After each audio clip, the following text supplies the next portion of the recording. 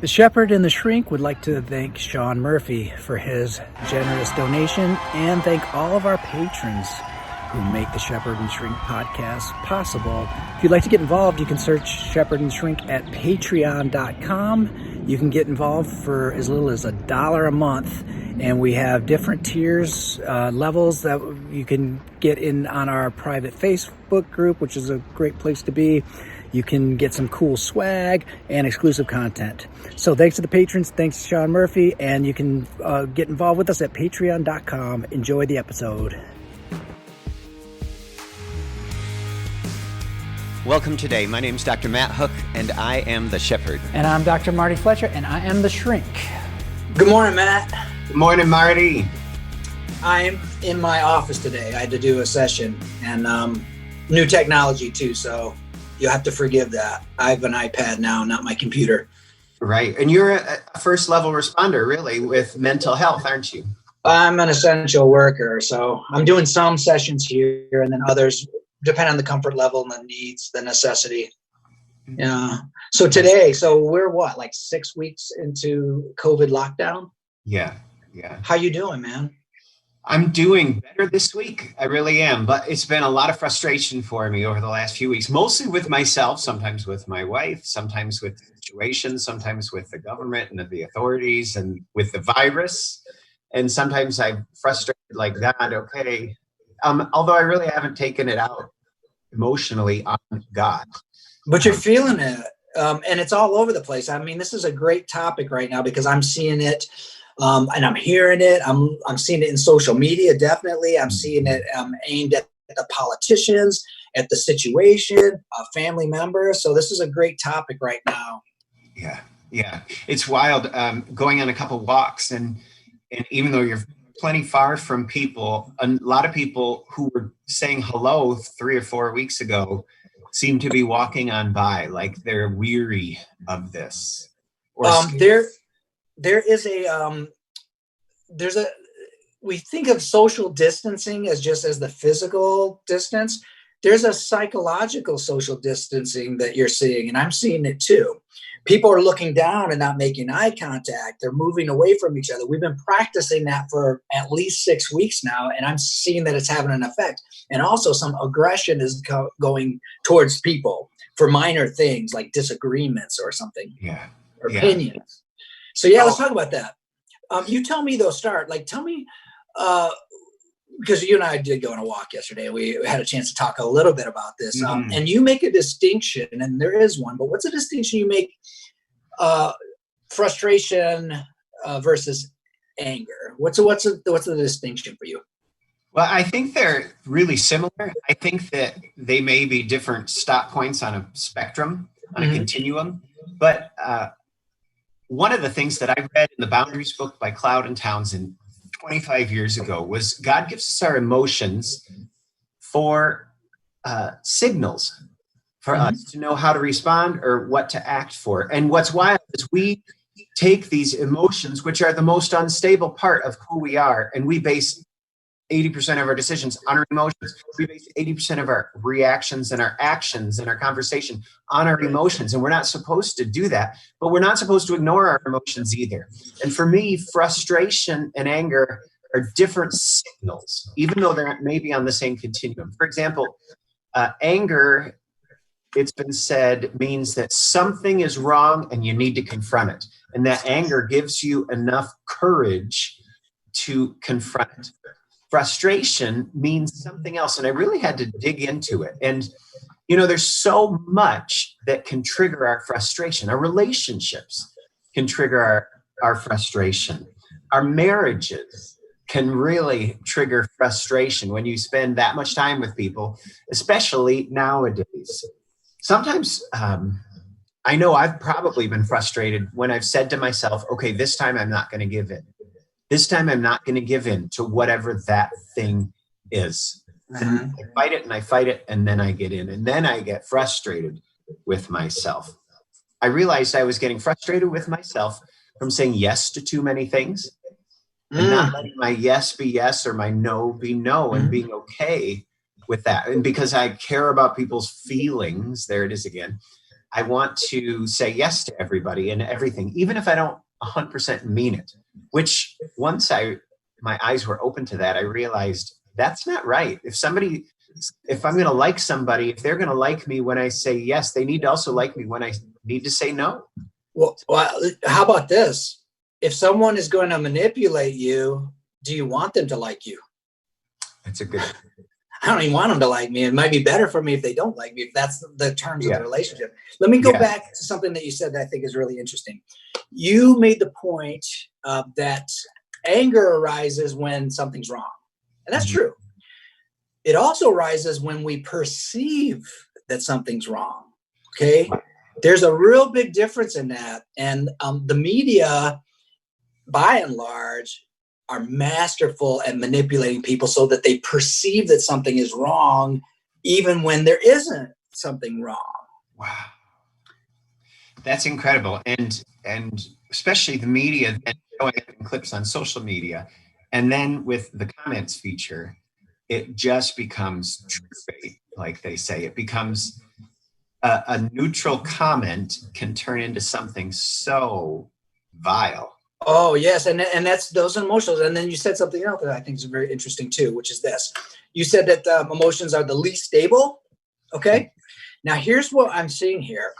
And you're right. I'm going to agree with that. Okay. Everything that you said, I agree with so far. What we have though is people tend to have, right now I'm seeing this because under stress, this really comes out.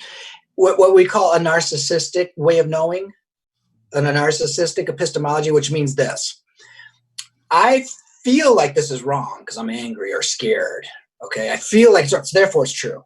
100% true. So I don't need to listen to you. I can condemn you now because if I'm right and you disagree, then you're wrong. And then that's when you get the sort of punishment, wrath, judgment. And then the Bible has the scriptures have all sorts of things to say about this. So hopefully I'm hoping that we can get into that too. It's interesting because like what you're saying, it really makes a lot of sense when you look at the news cycles over the last 5, maybe 10 years.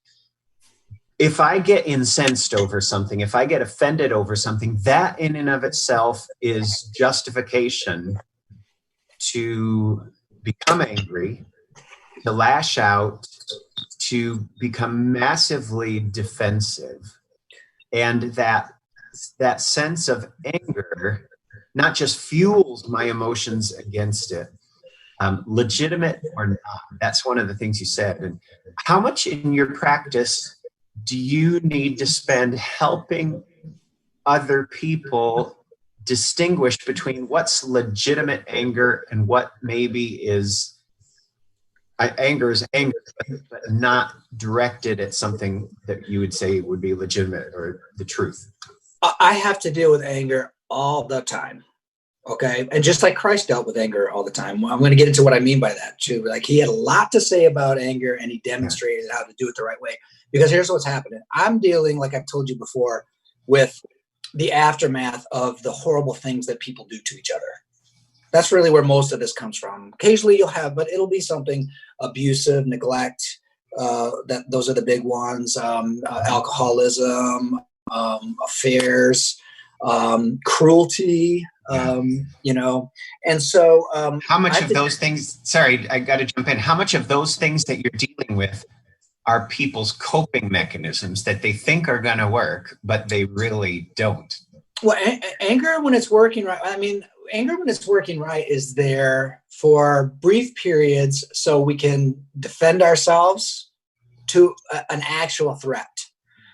I'm going to tell you, we don't have that many threats, not enough to warrant the anger. Today's threat is something like, I didn't get invited to a party maybe, or how about this, or so-and-so is a Pelosi lover, or did you know that they like Trump or something like that? That's our level of problem that we have.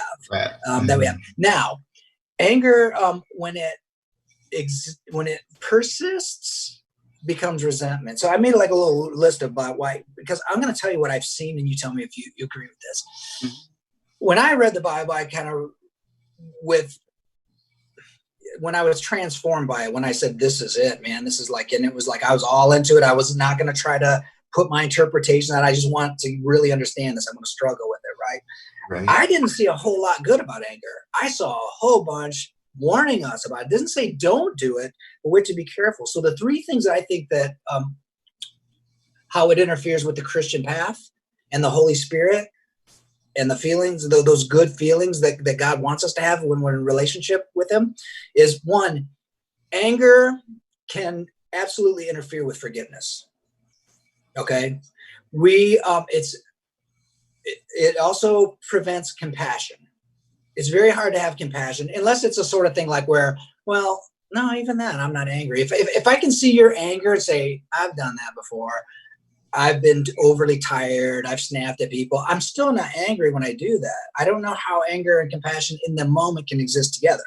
The wish for compassion, yes, but the experience of compassion. And then the third thing is it leads to judgment. Yeah.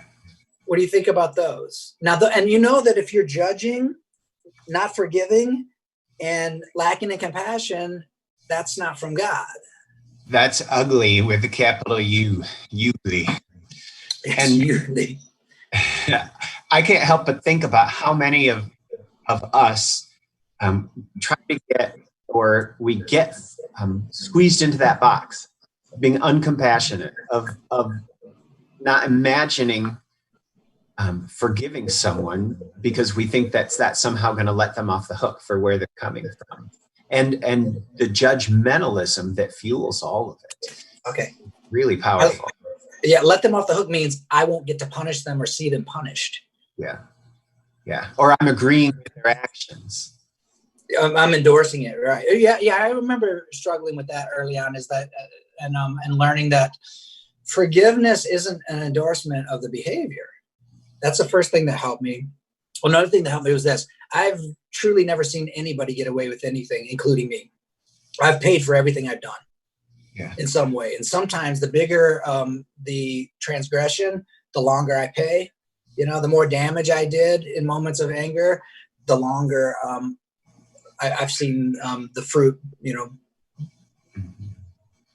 It's powerful. You really opened me up to that. One time we were on a walk and there's an enormous house.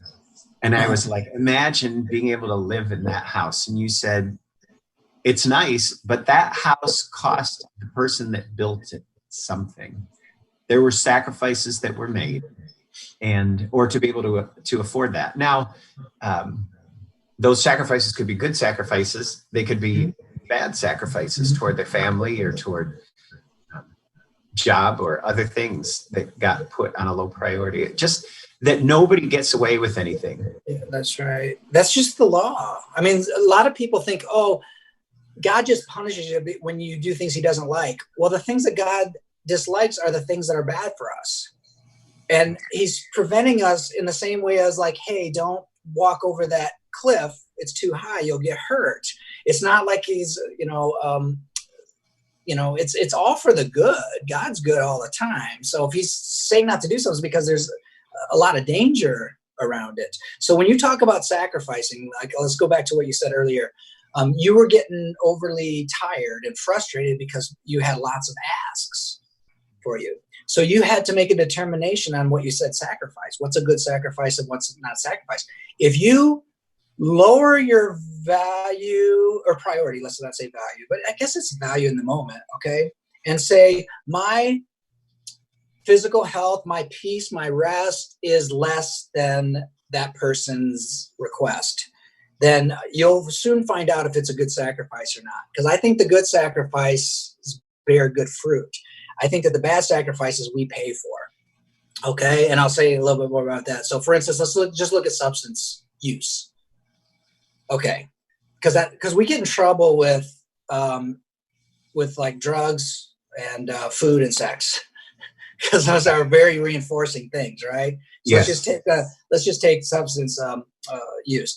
A glass of wine out on the deck with your wife and talking is very relaxing, and you don't pay a bad price for that. It only enhanced life. It was life-giving. Mm-hmm. The whole bottle is not life-giving anymore because it will take something from you. The good sacrifice is like planting a good seed, and it grows, and there's a harvest, and you never regret it. Go ahead.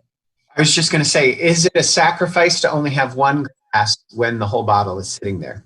Is it a sacrifice? Well, we're always sacrificing, I think, right? They're good sacrifices, they're bad sacrifices. Some people will sacrifice their marriage for more bottles of that. Mm-hmm. It's a sacrifice, all right? You gave up something good for something that you thought was better. You'll soon find out if it was better or not, because it either bears good fruit or it takes. Mm-hmm. You know, it's interesting. It talks the amount of, when you're talking about substance abuse, sex, or what was the third one? Food. The amount of problems that people are having due to substance abuse, to sex outside of God's understanding and best for us, and food, the amount of problems in our country, just to me, is almost a signal, like the pain or the frustration or the anger that people are dealing with is so great that it has caused this mountain of problems in 3 areas. Entire industries devoted to it. Oh, no question about it. Look at how much money is put into all 3 of those things. The internet was built on the technology of pornography. Wow. And delivering the high-speed stuff. I mean, it's amazing. But each of those things can be life-giving, or they could be life-destroying. So we have to have some rules around them. And that's what God provides. Here's the best way. Can sex be life-giving? Yeah, technically even, right? Literally it can be, right? Yeah. How about food? Does that give life? Yeah. But can food take life? Yes. Can sex destroy lives? Yeah. Same with substances. Like, there's a place for that. Look, intoxication is part of the Bible. Like, depending on your tradition, but I'm just reading it as closely as I can to its intent, and listen to people who try to do it that way. And there's intoxication is a part of it, but there's the proper use, and then there's the other uses for it. Okay. Right. And how much of that is driven by anger? Well, I can tell you one thing. There's an interesting idea in substance use, which is the substance use disorders, which is this. And I think this is true. It's a little controversial, but more and more I'm seeing more people sign on to this. Every addict that we see, they don't deserve our scorn or our wrath. Those are abused, neglected children that grew up. Because what happens when you have those horrible emotions of feelings of loneliness is those substances, the painkillers, the alcohol, give us those feelings that come about naturally when we're in loving relationships. So that's where it comes. And that's also where sugar comes in. When I talk about food, I'm mostly like, when's the last time you pigged out on sweet potatoes? Right? It doesn't happen. But sugar, yes, because sugar acts like a drug. And you'll see people who are unloved and don't know how to get love, maybe don't know how to give love. They'll use sugar. Think they'll use sex for the same reason? Absolutely. And anger is always a part of that. And here's why. When people neglect, withdraw love from us, how do you feel? You can feel pretty angry pretty quick. Oh, yeah. You get dissed, right? Mm-hmm. Is what we used to say. Disrespected, And same way with the food. Angry people, they stuff that because it changes it artificially gives the neurotransmitters and hormones and therefore the feelings that you would get with love. Like I had a friend of mine, a girl. She goes, chocolate to women is like beer is to guys. I just thought that was interesting. She said it feels like love, and that's what I've heard addicts say about painkillers too. I mean, think about it. Like the most intense bliss point in a food I've ever had is probably Ben & Jerry's. Certain flavors of Ben & Jerry's, because you mix fat and sugar and all these interesting things. Oh, yeah. I mean, they got probably the smartest scientists, like NASA level scientists working on that product probably. Because when I would have it, I would go, ooh, I'm in another place, man. All my problems just melted away. And before I know it, I'm like, well, I may as well finish it. I got a stomachache, but I got to put this much in the freezer, right? I got really fat doing that one time. Oh, man. So, well, here's but anger, you understand, anger is a threat emotion. And if you want to feel safe, like you feel when you're in a loving relationship, because that's love is anger is almost like it's like on the opposite spectrum. Because I'm going to make the argument that anger directed at another person is a form of hatred because it intends harm. I really think so. Mm-hmm. I think you're getting right on that spectrum. Now, it's one thing to be angry because I just dropped a heavy object on my foot.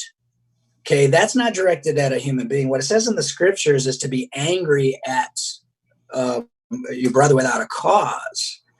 Well, that we'd have to unpack that though. Like, what is a proper cause to get angry? Probably to defend yourself physically is what I'm thinking, right? But somebody says something that you don't like or that you disagree with, I don't think that's a cause for anger. I think it depends on situations in that case. I think you can be appropriately angry at someone for what they say or for them venting on you in an inappropriate. Well, I didn't say that. I said disagree. Yes. Yeah. Like if someone inappropriately is aggressive to me and tries to make me feel pain, then that's an attack. It's on that level. I'm talking about, I have a philosophy, political or something about this COVID-19, as far as like what I've read and says the restrictions and there's a disagreement, and then you direct anger at that person. Yeah. It's rare to be able to have a conversation without a feeling of attachment and taking it personally when somebody you and I do it all the time. Mm-hmm. When we disagree all the time, and then my attitude is curious first, like like the dog when you make the whistle noise and it goes like this. I go, oh, I hadn't thought of that, because my point is I'm going to respect you, and I do respect you, and you do know some things I don't know. I don't know. I know almost everything. I don't know everything. We're going to do next week on pride. So if you can improve. So if you can improve me in some way, I mean, why would I not thank you? Right. It does take pride to have that attitude of like, well, I read it. And that's that narcissistic epistemology. Like, I saw an idea and I like that idea and it seems true to me. Therefore, if you disagree, I'm right and you're wrong. And then that's where I think the anger comes in. You have every right to disagree with me. You have every right to be wrong, because I've been wrong so many times before. It's highly possible that I'm wrong right now. So I'll listen to you and see if you can teach me something. And then if I still disagree, then I'm like, okay, I don't. I think we get into some of our biggest problems when we hang on to the anger and when we triangulate the anger. In other words, I'm mad at you, so I talk to Brian about you. Then I feel like I've gotten this signal of God that says you need to confront the situation, but I'm too afraid to confront you. And so I talk to Brian and I feel like I've gotten it off of my chest, but all I've done is brought him into some kind of gossip fest. And the situation that caused this uprising of anger in me never got dealt with. And I think some people struggle because they are in a situation where they cannot confront the person who has caused the anger, the appropriate side of anger in them. Now, the Bible also says, don't let your sun go down on your anger. Yeah. And so it's supposed to be not a short fuse, but a short solution. In other words, if I think, I'll put it off, instead of going directly to the person and saying, I'm not sure what you meant by this, but I'm just curious because it really caught me off guard. That's a non-threatening way to say it. Can you help me understand is another really good way to put something. And I think one of the things that our society needs are a few more tools and a few more alternative ways other than taking to Facebook or Twitter or whatever about when something is wrong and they need to confront it. I think posting it on Facebook may be the ultimate triangulation, because you're not just triangulating it to one person, you're putting it out there for all kinds of people to see, rather than going to the person. Yes. As scary as you think that might be, but to have a difficult conversation, and to the old adage of using iMessages, I heard when you said this something that really tripped me up, and I need to understand more what you mean when you say it that.